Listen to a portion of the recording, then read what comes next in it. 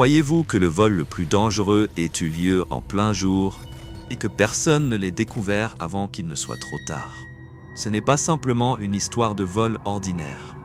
Il s'agissait d'une opération menée par l'un des gangs les plus intelligents, réussissant à tromper la police, la sécurité et même la technologie moderne. Et la partie la plus folle, le cerveau derrière ce vol n'a jamais été arrêté à ce jour. Mais comment ont-ils réussi? Comment ont-ils manipulé tout et disparu comme des fantômes? Préparez-vous, car ce que vous allez entendre pourrait vous faire réfléchir à 2 fois avant de faire confiance à quiconque en uniforme.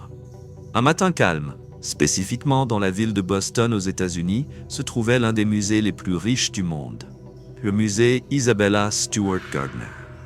Il était rempli de peintures et d'artefacts d'une valeur de centaines de millions. La sécurité était stricte. Des caméras partout. Les portes étaient protégées par des systèmes avancés difficiles à contourner. Mais c'est là que commence l'astuce. À 1h24 du matin, une patrouille de police s'arrêta devant le musée. Cela semblait normal. Les rondes de nuit des agents de sécurité n'étaient pas rares. Mais ce que le gardien à l'intérieur du musée ne savait pas, c'est que ces officiers n'étaient pas de vrais policiers. Ils frappèrent à la porte et, avec une confiance totale, dirent au gardien « Nous avons reçu des rapports de perturbations à l'intérieur du musée. Nous devons entrer immédiatement. » Pouvez-vous deviner ce que le gardien a fait? Oui, il leur a ouvert la porte. Ce qui s'est passé ensuite fut un véritable cauchemar. Dès leur entrée, ils ont dégainé leurs armes et menotté le gardien. Puis, ils se sont rendus dans la salle de surveillance où un autre gardien surveillait les caméras. Ils ne lui ont même pas laissé le temps de réagir, ils l'ont attaché aux côtés de son collègue. L'un des voleurs se pencha vers le gardien terrifié et lui murmura « Ne tente pas d'être un héros. Personne ne sera blessé si tu restes tranquille. » En moins de 10 minutes, le gang avait pris le contrôle total du musée. Pas d'alarme, pas d'appel, aucune chance de demander de l'aide. Mais voici le véritable génie de leur plan. Ils n'ont pas volé tout au hasard. Ils ont soigneusement sélectionné seulement 13 pièces, dont des peintures des célèbres artistes Vermeer et Rembrandt, des œuvres d'art d'une valeur supérieure à 500 millions de dollars. Après seulement 81 minutes, ils avaient terminé. Et au lieu de fuir de manière chaotique, ils ont fait quelque chose d'inattendu. Ils sont sortis calmement par la porte principale, exactement comme ils étaient entrés. Le matin, lorsque le personnel est arrivé, le choc était visible sur leur visage. Les peintures les plus précieuses du monde avaient disparu. Mais la partie la plus effrayante, la police, le FBI et même les enquêteurs internationaux n'ont trouvé aucune trace du gang. Pas d'empreintes, pas de vidéos claires, pas de témoins. C'était comme si la terre les avait engloutis. Après des mois de recherche, les enquêteurs ont commencé à se demander comment le gang avait-il eu accès aux détails de la sécurité du musée? Comment savait-il exactement où se trouvaient les pièces les plus précieuses?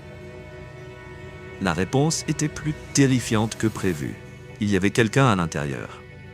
Oui, quelqu'un avait donné au gang des détails précis sur le système de sécurité, l'emplacement des caméras et même les horaires des gardes. Après des enquêtes intensives, un nom suspect est apparu, Richard Abbott, le gardien qui leur avait ouvert la porte. Mais voilà le problème, il n'y avait pas de preuves solides contre lui. Lorsqu'on lui a demandé pourquoi il avait ouvert la porte si facilement, il a répondu « Ils ressemblaient à de vrais policiers. Je ne les ai pas suspectés une seconde. » Mais le plus étrange, Richard ne semblait pas aussi paniqué qu'on aurait pu l'imaginer. Il semblait trop calme. Était-il impliqué ou simplement une victime facilement trompée? À ce jour, plus de 30 ans après l'incident, les peintures volées n'ont jamais été retrouvées et personne impliqué dans le crime n'a été arrêté. Le FBI a offert 10 millions de dollars à toute personne fournissant des informations menant aux peintures, mais rien. La question reste donc, le gang a-t-il définitivement éliminé les peintures? Ou y a-t-il quelqu'un, quelque part, cachant ces œuvres d'art inestimables dans un coffre secret? Et peut-être, juste peut-être, ces peintures sont-elles encore accrochées dans un endroit caché, inaccessible au monde entier? Et si je vous disais que certains experts pensent que ces peintures pourrait maintenant être accroché dans la maison d'un individu riche, loin des yeux du monde. Les spéculations sur le sort des peintures volées n'ont jamais cessé au cours des dernières décennies. Certains pensent qu'elles ont été vendues sur le marché noir et ont pu se retrouver entre les mains de collectionneurs indifférents à la loi, se contentant de posséder des artefacts rares à tout prix. D'autres estiment que le gang n'a pas pu les vendre à cause de leur célébrité, les forçant à les cacher quelque part, en attendant le bon moment pour les écouler sans éveiller de soupçons. Mais il existe une théorie encore plus terrifiante. Et si ces peintures avaient été délibérément détruites, peut-être que les voleurs ont réalisé qu'ils ne pourraient jamais en tirer profit et ont décidé de les éliminer définitivement pour éviter d'être capturés. L'idée de perdre des œuvres d'art inestimables à jamais glace le sang de beaucoup dans le monde de l'art. Malgré toutes les enquêtes et les récompenses financières énormes, aucune piste réelle n'a permis de retrouver les voleurs ou les peintures.